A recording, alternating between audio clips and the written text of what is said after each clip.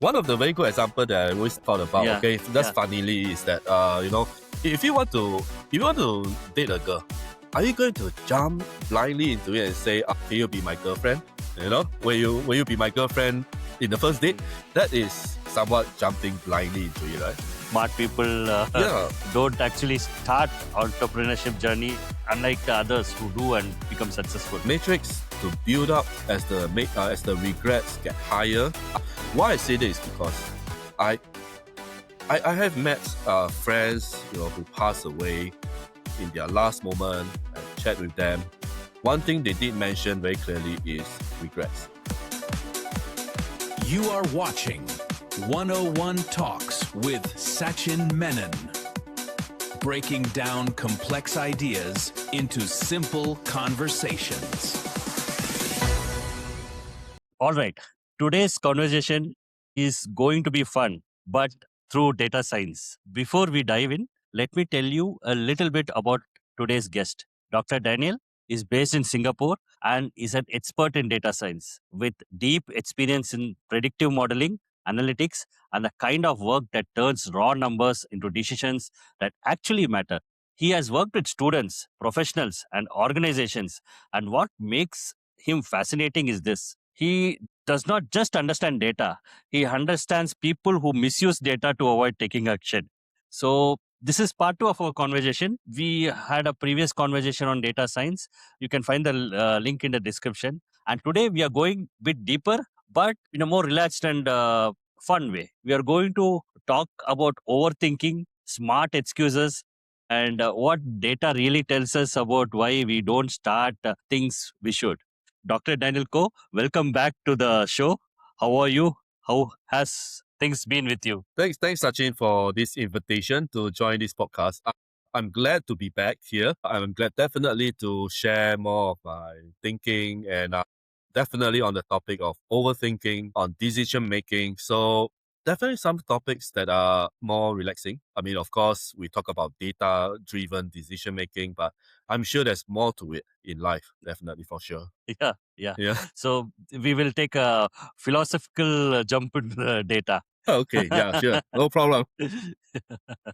Yeah. So, Dr. Daniel, I want to start very simple. You work with data all day, models, predictions, and probabilities. So, tell me this honestly, does data make life easier or just make overthinking more sophisticated? Well, okay, let's put it this way. I have seen two different scenarios or data that actually makes life easier. And at some point in time also that data actually makes this kind of our overthinking more sophisticated. Why I would say that, let's just give an example. All right. If I have data, just simple data about the calorie intake in my daily life, the food that I eat, the calorie intake. The calorie. Yeah. So that itself makes my life definitely much easier because I can have control, right? I have control over what I eat I have control over what I eat, but I have control over the numbers. So I'm more conscious, right? Now, there are some cases where there is some form of certainty in decision making. Let's say, for example, I want to go to a shopping mall later on, but because of additional data, that compels me to consider, should I go for dinner first, shopping mall and dinner, or should I just go to the cable car? There's a cable car near my place. Or we take a cable car to take dinner, and then there's more and more data coming in. It gets more and more sophisticated. When in actual fact, sometimes life could be very simple by just telling ourselves, let's be honest with ourselves. We want to have a dinner, right? Just anyway. I've seen both actually. So it's kind of difficult to lean towards strictly to one side.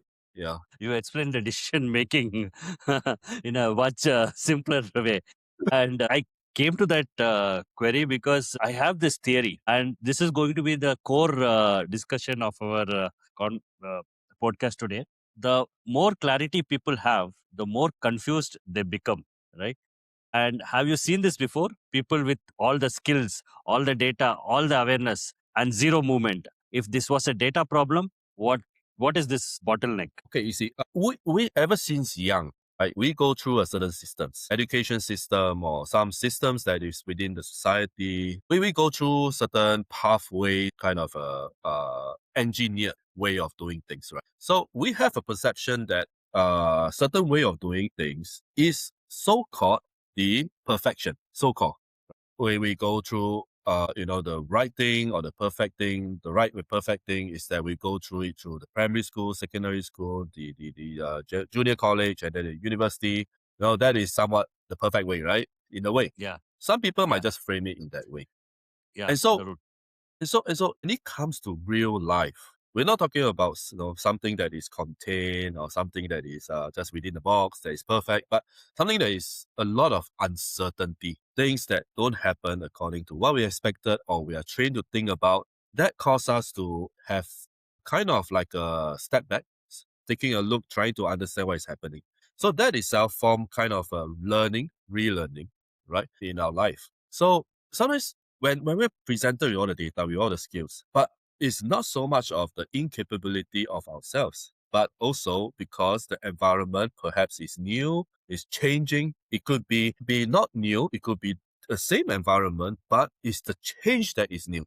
The change you have never encountered before. And the change can always be different based on context, based on environment, based on history, whichever, everything and anything. And because of that, the change is kind of unknown, the future, the scenario is unknown, we become more uncertain, a lot of uncertainty in our life. And when there's a lot of uncertainty in our life, we tend to be more cautious, right? We tend to be, because we are living, so far in the past years, we always live this perfect thing, so-called perfect thing.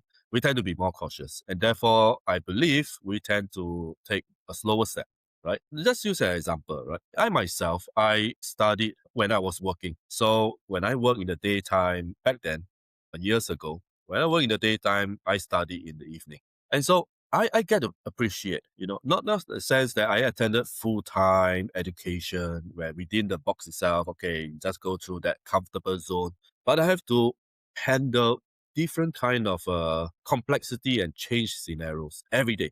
And because of that, somehow we are able to gear towards this kind of environment, right? Adapt to it. And from there, I began to appreciate why some people don't take action, even though they have all the skills, but they don't do it. Yes. It's definitely because of that reason. Mm. Yeah. True. Like they might have fear, or they might also be tending to perfection. I want to perfect it, only then I will start, right? Or even ego disguised as I want to be thorough with things. So that also might be the reason, right? Smart people Yeah. don't actually start entrepreneurship journey, unlike the others who do and become successful. Yeah, so there could be. I mean, that is one of a reason. But for entrepreneurship, it's kind of more complex because, like, for some people, they take it as what we call the wind of opportunity. They need the wind to come first. So when the wind come, they can sail off. And that's the mindset, right? So if the wind doesn't come, they have to stay still. They shouldn't go into entrepreneurship, but there's no wind, so it's going to be sinking very soon, right? And sometimes they waited too long. The real problem is that they see the opportunity, but they don't go for it. They don't really kind of like, okay, I'm going to take the step, the bold step, the gut feeling, the grit to take the step forward. And so they wait and wait and wait to the point that maybe the golden opportunity comes in 20, 30 years later. And then perhaps, the vitality and the youth is not there anymore. Not there. Yeah. So that is one of the big challenge for the smart people to really kind of to know when is the best, or rather when the opportunity is. Now when we talk about smart people, I was trying to as I was talking, I was trying to think about it. The smart people, usually we define them, okay, let's put it as I'm not the smart people, okay, usually we define them as people who understand. Who are very intelligent and they keep thinking, overthinking. Yeah, That so can be the word. there could be people who are they are that's what I mean. Yeah, so they understand, they learn, and they solve problems. Let's put it in these three ways, right? Now, in this modern day, many people want to learn but don't understand. And the young people are quick to solve the problem without learning, right? I mean, we are guilty of it. When we were young, we are ready to solve it. Okay, fine, we learn, but we learn to solve, but don't try to understand. So the entire pipeline, you can say, for smart people is really to understand, to learn, and to solve the problem. As we grow older, we try to see this understanding very important, because Mm, with greater understanding comes mm. with greater power in solving the problem. right? Mm. Flexibility or understanding, so on and so forth. And so people who of reach let's say a certain age, will realize that, okay, you shouldn't be hasty in making action. Yes, you learn something, but you still need time to understand. And therefore, sometimes smart people of more kind of, no, I would say it's old age. Maybe it's like you and me, not in the very Mm. young, in the 20s or the teenagers, we tend to Yeah. be slightly slower for a good reason, right?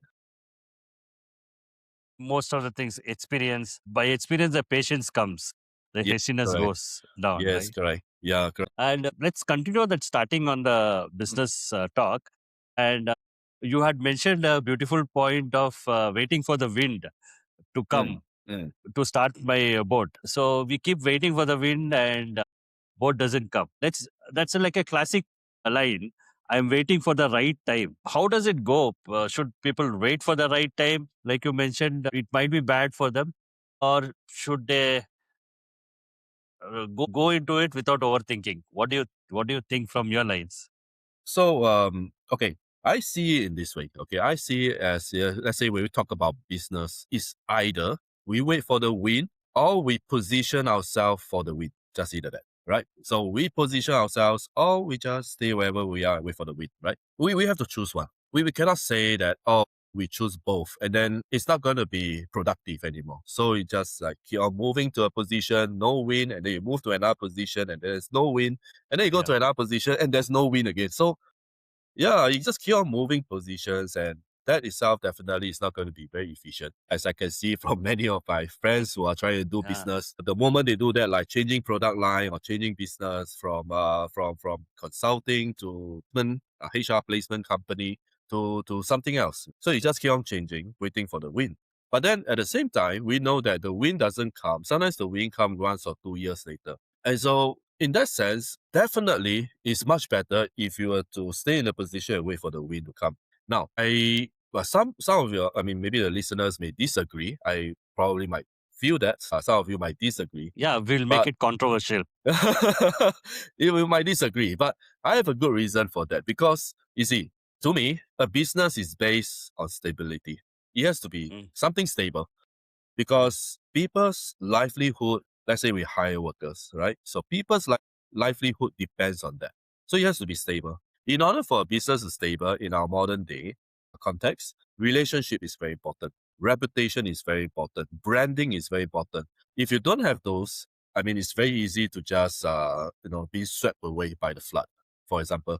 And so in that sense, if you can exhibit the business being very stable by staying in a position and you know what you're doing and then you just create all the product lines, all the marketing, all the strategy. All you just explain to people that you're waiting for the win of opportunity, which people understand, right? Because you cannot just expect success overnight, but it will come. It's a matter of where you get it. So I believe that if you stay in the position and you do what is right to the company, build the products, maybe even hire people or don't hire people, build the policies, build the culture, everything, spend time building, brushing up the products. And when the win comes, right on it, right with full force. Whatever force you have 24 hours. When the win comes, use all 24 hours. Even if it's 1 month, use all 24 hours of that 1 month. Just be sure you stay alive. But yeah, 24 hours and 1 month and right on it. And once you write on it, the success will naturally come. Keep your roots strong. Keep Yeah, waiting for the wind, but accordingly make your roots strong. yes, correct. You have been working with a lot of students, professionals, younger career professionals, right? So, what is that generation looking at starting a business like, in your opinion? What is it looking like? Are they over planning or jumping in blindly? Yeah. So, okay, see, there are cases in the past where I jump blindly based on experience, and it doesn't turn out well most of the time. If I overthink, there are not bad consequences, but they are lost goodness. Okay, so there's a bad consequence, right? So if you do something, there's bad consequence, but there's also the part where it's a loss in goodness, right? Yeah. Or you can say Loss as a loss. goodness, like a Yeah, notional loss. yeah. Okay. Ah, yeah. Correct. So it's kind of like, lost opportunity or Mm, foregone mm, badness. So mm, you see, then it's like if you overthink, you have lost opportunity. But if you kind of like jump in blindly, you might literally jump in too fast. And so you see, smart people, as we mm, talk about smart people, right? We talk about people who understand, who learn, and who solve problems. So if we see from this perspective, if we want to make smart business decision, then that part about understanding will take time, right? It will take time to understand. Okay, you may be able to learn within one day, you may be able to solve the problem within one day, but the understanding part will take time because you need to internalize. Okay, so if you need time to internalize and so on and so forth, then definitely for sure, the jumping blindly is not going to really work. Overthinking itself may have a better chance of being more stable, but there is a loss in goodness. So you might be more loss aversive, right? You might just want to prevent the losses. The trick is to balance in between. Come to a stand in between these two. Like you're not jumping nor over planning, right? Yeah. That is a trick. Okay. Yeah. You see, the one of the very good example that I always thought about, okay, just funnily is that if you want to date a girl, you want to date a girl, right? Dating, right? So if you want to date a girl, are you going to jump blindly into it and say, can you be my girlfriend? Will you be my girlfriend in the first date? That is somewhat jumping blindly into it, right? But at the same time, if you overthink, girls, don't appreciate men overthinking. Yeah. Girls prefer men who take action at the right time, right? So in that sense, it's like dating. Yeah. The smart decision is somewhat knowing that, you don't jump into blindly, but at some point in time, you're going to overthink and you stop overthinking. You control yourself, you discipline yourself, you don't overthink. And then when the right opportunity comes, you go for the kill or you go for the action. Get a girlfriend. That's a very nice way of putting it, right? You cannot, dating a girlfriend, you cannot overthink too much also, or you cannot jump blindly. Yes, You must be in the middle. Yeah, so girls will definitely be appreciative of guys who know where the kind of the middle line, where the stop point is. Yeah.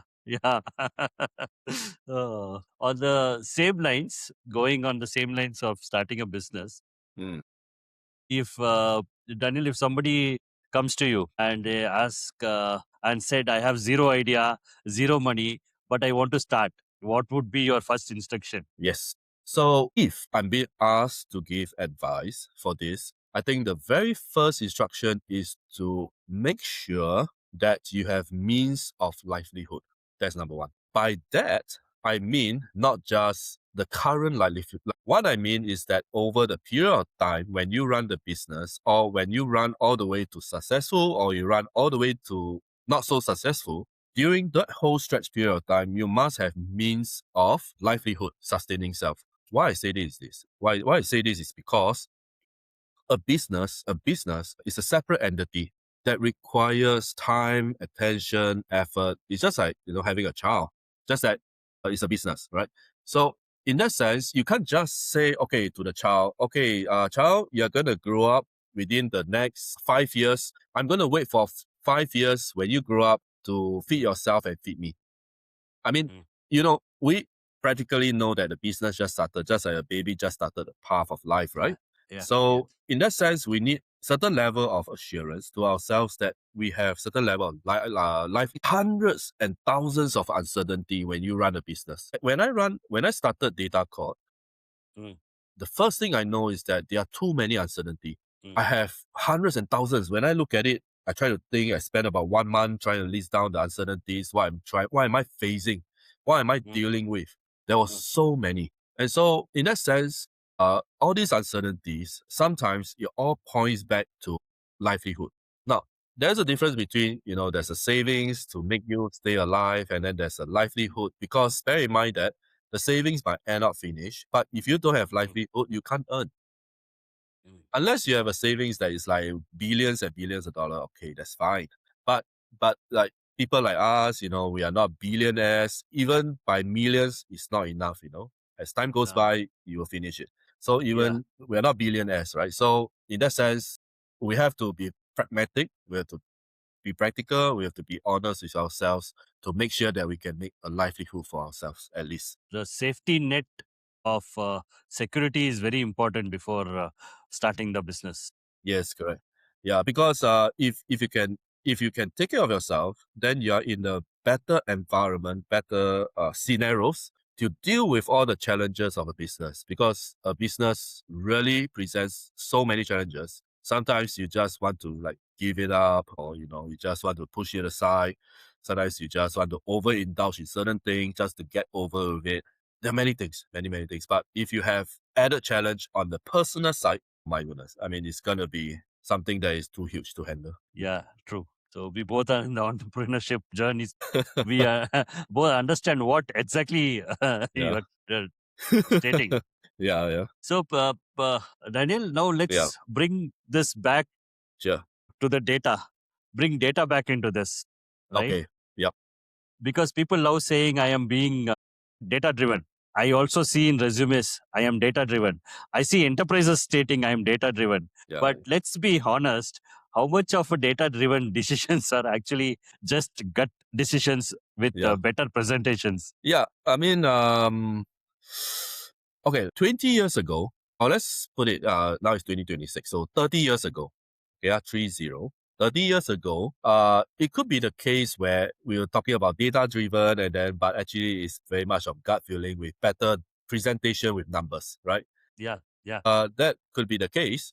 But in current day, if you ask me what is the ratio on average, generally speaking, what is the ratio of people using data to make decision and it's really efficient way? On the other side, is more like the gut feeling and numbers and presentation showing like it's data driven. I would really say that now is on the 50-50. Okay, 50-50. 50-50. What 50-50. Why I say that is because if I meet someone, a boss, okay, I meet a boss who don't study, not don't study, but who don't go in-depth study, right? No much of high like masters or doctorate. We're talking about like bachelor degree, like they are going to the business to be a boss. They know their business, they know their stuff, they know how to get money in. And so many of them will tell me that, yeah, I know this is not gut feeling, but this is based on experience. 20 years of experience, I know this is going to cost how much, and this is how much I will earn. There are going to be many like this, right? I came across because they are seasoned businessmen. Do they need data? Yes, but do they need it to be successful? Not necessarily. Okay. I believe they need data to keep track of the trend, right? Keep track of their action, decision making, action taking, to keep track, to monitor. But in terms of real action, real decisions, perhaps with that 20 years of experience, they know what they are doing. I also see cases where data helps them to make decisions. I would probably see lesser in the business side. The businessmen or entrepreneurs, I see lesser on that. But I see more on kind of like planning, the planners, the managers, the hirers, the management, not so much on the entrepreneur or the bosses, right? So they themselves find that with data, they can do better planning, they can do better decision making. And so with that in mind, if you were to just go out randomly to find someone, a worker or a businessman, you find that there's actually a 50-50 ratio, at least from Singapore side. At least on my side, it's pretty much 50-50. It's a 50-50 ratio is Yeah. what you see. Yeah. So personally coming to you, have you taken a decision where data clearly said don't do this and you still went ahead and did it? Yeah. Is there instances? Because I'm asking you specifically because you are a data science person, Yeah. right? Unlike other entrepreneurs who take more risks. Correct. So I tend to take a very calculated risk. So by calculated risk means I need some data, some scenario planning, some form of information, that I need to gather so that I can help me to make decision rather than just, having kind of taking risks and have a gut feeling. So in that instance, I came across once before that kind of not no, I would say it's not a good consequence or what, but I think it was more like not the ideal opportunities. The real opportunities came at a later stage, but because I decided to say, okay, this is based on this data driven decision, I decided action A. But action B is better, but it comes later. But I can't see it. I don't see it, right? Because it's the future. But I asked myself, should I have just waited, maybe with gut feeling that action B will come? Or should I just, overthink with action A and then just make the best out of it and don't regret? And so I felt that, it could be better to soothe myself. At least this is for myself. Other people's are different.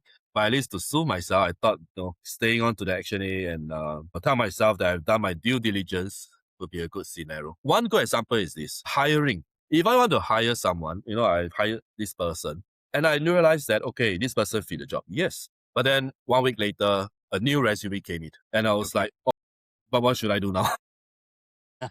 Right? So the Yeah, data presented to me on that first instance is going to be like, okay, it looks promising, it looks fitting, or so, but the new one came in was kind of like, okay, I could have gone with this the next one. It does happen. that means data keeps changing Yeah. continuously. Mm-hmm. So Correct. it's that point, what data you have is where you take the decision. Correct. So I guess this is life, and that's why I mentioned that we don't overrate the future, because we are oftentimes presented with data of what we have now. But when the future comes, like let's say the new resume comes, and we overrate it, saying that we have gotten this, we should have gotten for the next interviewee, because it's this and that, you compare with the current one, so on and so forth. You're overrating the future. But in actual fact, the future is just something that happened on the blind side. With that in mind, you're not overrating it, right? You're not overrating the future. Yeah. I did the same thing on your LinkedIn profile also, something similar. And we yeah. discussed about it the last time, right? We cannot predict the future or overrate the future, is your Correct. stance. Yes, correct. Dr. Daniel, let's take a fun take on this on the same lines. If life had a dashboard, what are the 3 metrics one should actually daily track? What data should they really track? Well, I can tell you very clearly. Firstly, will be happiness index. Happiness index. Yes, happiness index is something nobody born to this world being not happy, right? Looking to not be happy. We want to be happy, right? Born to this world. Yes. Yeah. But whichever way we be happy, that's fine. But I think if there's a matrix for happiness, that'll be good. But the second one is health. We health by that. Health. If we can tell, how bad our health is, or even better, if we know how long we're gonna live, I think that would be very good. And then the third one, okay, is regrets. Do we have regrets? Okay. If we have a matrix to build up as the regrets get higher, I feel that kind of life that entails with a lot of regretness is something that is something that we will struggle as we grow older. Why I say that is because I have met friends who pass away in their last moment. I've chat with them. One thing they did mention very clearly is regrets. So this is a central topic that I know that when men or women towards the end of a lifetime, they do not want to face with all the regrets that comes into them, right? So I think if we have that matrix to monitor it, we tend to be more careful not to add on to the regrets matrix. That is happiness index, then health index, and regrets index, where you will have to monitor your regrets index is not growing. Correct. Yeah. Not growing day by day. Yeah. Yeah. Very beautiful. Yeah, I'll keep this in mind. I think my audience also will like it. Yeah. And let's come to the education part of things. You work very closely with students, and do you see smart students struggle in the real world, but sometimes average ones figure it out? Yeah. You see, okay, so when you see, it goes back to the same topic of being smart. We talk about understanding, learning, and solving the problem, right? So sometimes the smart ones, they realize that they need to understand certain things before solving the problem, or they could be trying to learn more things to solve the problem, right? So understand, learn, solve. Right, that's the process of a smart person. If you can do that efficiently, that's a smart person. Right. So, but sometimes people of not in the smart person way, right? On the lesser part. So sometimes they just figure it out, because this is not something where in life you need all the data to make decisions. If there are certain decisions that requires real data to make a decisions, like flying a plane, right? A pilot, if you have a you have a pilot who is like not the smart person, my goodness, I mean, I'll really worry, man. I mean, this person is gonna have gut feeling. Okay, the wind is coming. I'm gonna fly up. The wind is not gonna come. I'm gonna fly down, up and down, up and down, up and down. So in that sense, you have the telemetrics, right? You have all the data, Yes. the panels, and everything to help the pilot to fly. So in that sense, people who are not of the smart people, right? They figure it out because those things that need to make decisions doesn't really require kind of like the hard data to make proper decisions. Sometimes it's based on experience. Most of the time it's based on experience that happened in the past or two things that happened in the past combined together and then make a decision to solve the problem. So Mm. I do believe that could be the case. That's very true. Yeah. And let's make the discussion on education system Yep. more controversial. Yeah. Okay. Are degrees becoming knowledge or just expensive proof that you just showed up? Okay, so I always explain to people that I know that the history of education is such that we are living in the days of the internet. But remember, before the internet, people learn from people knows, right? So Yeah. you have Yeah. professors who go to the school to learn from the library. You don't have internet, but you learn from the library from their professors, and then they bring it to the classroom for the students to learn. So, in that sense, knowledge is dependent on this group of people who are certified, trained, maybe with a doctor degree, so on and so forth. So that is where people learn, and that's where people know. And it happens without a doubt for thousands of years. I mean, we don't have internet, right? So for thousands of years, you got to depend on people to acquire that knowledge, right? So, Yeah. but now we have the internet. Now we have the internet. It seems to be the case where you can learn, you can have knowledge, sometimes without depending on the group of people. But it's dependent on the domain of knowledge. Let's put it this way. If we talk about nuclear physics, Yeah. fine. I mean, New, if I nuclear look at it, physics. yeah, if I look at it, I'll be like, huh, what is that? But I need someone to explain to me, to understand. Whereas there are certain topics, the domain, whereby it's easier to understand, but it's difficult to take action to solve the problem. Business. It's not something where there's rules where you can follow and then you solve the problem. That is so complex. Yes. You can understand about the situation, the environment, the business, the context, the models, everything you can understand, but you want to solve it? No, it's not that simple.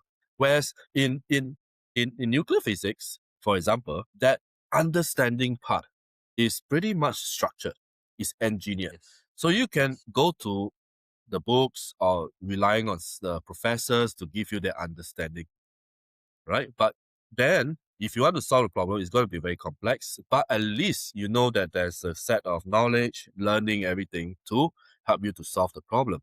And so I believe that degrees, I know it's controversial, but I believe that this is my opinion. Okay, people are going to remember me maybe for life or what, but I'm going to say this, that degrees are really kind of like show that, we really show up for certain domains. For certain domains, I don't want to be too specific, but Mm. it's really for certain domains. And then for some domains, it's really for knowledge. If I want a nuclear physicist, definitely it's not someone with a degree just to show up. Definitely a degree with some that knowledge, right? Yeah. Yeah. Yeah. True. So yeah, there's some degrees which is just expensive show off, but Correct, right? some are really valuable and people Yeah, should pursue it. correct, right? Right. Yeah. So as usual, like our previous podcast, we come to the rapid fire round Okay. Yep. where quick answers, whatever first things, whatever comes to your mind. Okay. Let's do it. Come. Yeah. Uh, Data scientist or philosopher? Data scientist. Data scientist.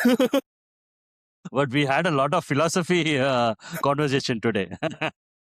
Yeah. Yeah. I mean, data scientists, I would first thing coming to, okay, so there was a hesitation to it because, we kind of like talking about philosophy and, we are pretty much, I believe, we are pretty much in the age of thinking about the philosophy of life. Not that we are getting any younger, but definitely philosophy of life did come into our mind, right? So, but I think why I say data scientist is because we are, after all, living in the society of our times. If it's before the internet, probably I'll say philosopher, but now it probably will be data scientist.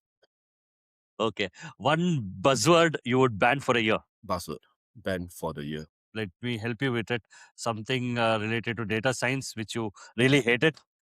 Complacency. Complacency. Yeah, Yeah. complacency. So now there's a high chance of complacency, definitely for sure. Why is that so? Because there's so much AI to help in data science. We talk about probability statistics, to help us in solving the problem, trying to do our tasks. As we know, as time goes Mm, by, mm, complacency will increase, definitely for mm. sure.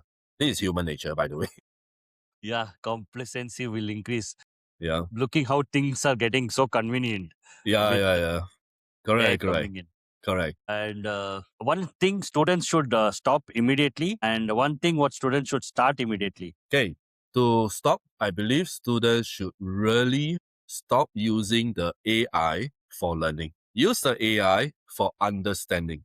That means use the AI to help you to understand certain things. If there's a model, a theoretical model or framework you want Mm, to mm, understand, but instead of mm, Googling one by one, search for it, mm, perhaps just use the AI to help you to understand mm, first, and then you mm, reference to find from the mm, Google search to find the more mm, accurate to help you. So it's supposed to aid in understanding, mm, but for learning itself, is mm, definitely we have to go to the mm, authoritative source, the mm, reliable source, right? So that mm, is something which I feel the students need to stop using, the AI for learning. That is very dangerous. We are learning something that is not accurate. That is very dangerous. And what students should start doing is to make sure to verify the things they know or verify the things they learn. Now, use the AI to understand. You understand certain things, you go to authoritative sources, you read the authoritative sources, you learn. But at the same time, I feel students should, in a way, verify whether the authoritative sources is correct. Because Okay. now we know that the AI can even write academic journal articles and publish in the papers in the hundreds. Wow, Yeah, you could be reading one article that is written by the AI, and that is going to be like back to square one, It's like, oh, no, the AI written this, and then I learn from it. Might as well I learn it from the AI, right? yeah, yeah. Yeah. Like there was one article which was published in a newspaper in Mm-hmm. India, where Yeah. in the end it stated if you the standard ChatGPT lines, right? If Yeah. you want to know more, I can convert it into doc file and those things PDF. Yeah, I'll be happy to convert. So it's Yes. clearly that they have copied it from Yeah. Yeah. OpenAI. Correct. Correct. I saw it in the LinkedIn post. It was Ah, quite interesting. I mean, it was in the newspaper, right? LinkedIn post, right? Yeah. It keeps That was a good one. happening in Yeah. LinkedIn and social media, though it keeps happening. So that's there. And we come to the end of rapid fire. I kept it very short because I wanted a philosophical close. So you said something powerful in our previous conversation about Mhm. overrating the future. And we just discussed about it a little while back also. So today I want to ask you this. If you had to simplify your life philosophy into one line, what would it be? Well, it would be leave no regrets behind. The future, we don't overrate. If we overrate, we make stupid decisions, we make regrets. But if we don't learn from the past, we don't learn from it, and then we still repeat the mistakes, then it's going to be a repeated regrets. So at the end of the day, when I meet so many people at the deathbed, one thing that is common and consistent, regrets. They will say they regret not enough don't spend enough time with the family, or they do something else that they feel regretful, or they hurt someone, or they regretted not taking certain steps, like having a kid or something. It's all points to regret. So I believe, we want to live a life that is meaningful, that is fulfilling, and most importantly, if there is something that we think that we can do and we want to do, and it's not ethically wrong or unlawful, I think we should go and do for it. Leave no Leave regrets no behind. regrets. Leave no regrets, which are ethically correct Yes, things. yes, yes, correct. So, see, my audience who's watching this, Yeah. many of them are in the planning stage, hesitating to start things. They are consuming content, but not starting at all. What's one honest sentence you would say to them? Well, honestly, uh, the easy way is to say just do it, but I would be more cautious being a, middle-aged guy. I'm pretty much a Mm, middle-aged guy. mm, I'll be more cautious and mm, always knows what you want in life, what you want to do, but ask yourself whether is it something that you truly want to do. In other words, be honest with ourselves. That is very important because I feel that many people, including myself, even yourself also, Sachin, that we tend not to be honest with ourselves. We tell ourselves that we want to be honest with other people. We tell the children that we want them to be honest. But at the end of the day, that if we are not being honest with ourselves, that is going to be very difficult, whatever decision we make. So I think that is a very good takeaway for your audience who's looking to plan and to take a next step. Be honest with yourself. I think Are we that being honest will, to yeah. ourselves? Yes, have we been too honest to ourselves? If there's something that we truly cannot do, not in our ability, just be honest with ourselves. Within Yes. our means, if we can't earn certain salary, just be ourselves. Be honest with ourselves. I think in that sense, and then of course, we have to work hard to progress, to achieve something, to a better life. So, but most importantly, as a starting point, be honest with ourselves. Be honest with ourselves. And one more point which you started, right? Don't follow Nike tagline, just do it. Yeah, so Uh, don't just just do it like this. I mean, if if we are not being honest with ourselves and then we just do it, I mean, who are we lying to, right? I mean, frankly speaking, we are lying to ourselves. At the end of the day, we're going to ask ourselves, is it worth lying to ourselves? I don't think it's worth lying to ourselves. I don't think so. So I think it's good to be honest with ourselves. wow, that's a nice way to close our conversation. Dr. Daniel, thank you. And for our audience who have been watching this, if this conversation made you uncomfortable, think a bit. Yeah, that was our intent. And please subscribe because we made you uncomfortable. Okay. Sounds Yeah. good.